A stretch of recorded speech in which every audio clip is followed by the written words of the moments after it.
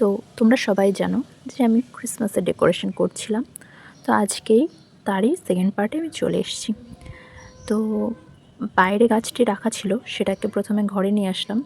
ভেবেছিলাম ঘরেই ডেকোরেশনটা করব এবং করেও ছিলাম, কিন্তু আলটিমেটলি লাইট লাগানোর পরে ঘরে সেটাকে খুব একটা সুন্দর লাগছিল না বলে আমি আবার ওটাকে বাইরে শিফট করেছি।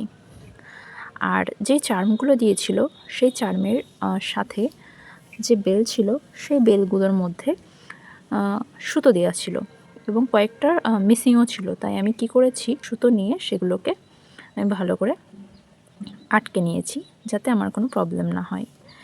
তো বাঙালি মানুষ, একটু তো হ্যাকিং বুদ্ধি থাকবেই মাথায়।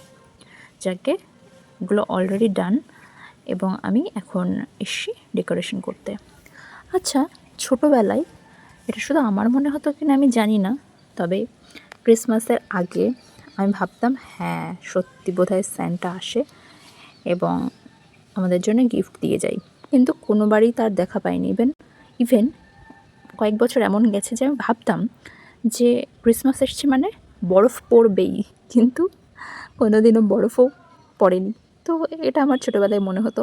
তারপর আস্তে আস্তে নিজের মনটাকে বোঝাতে লাগলাম, আর যখন বড় হতে হতে আস্তে আস্তে জানতেও লাগলাম না এরকম কিছুই হয় না।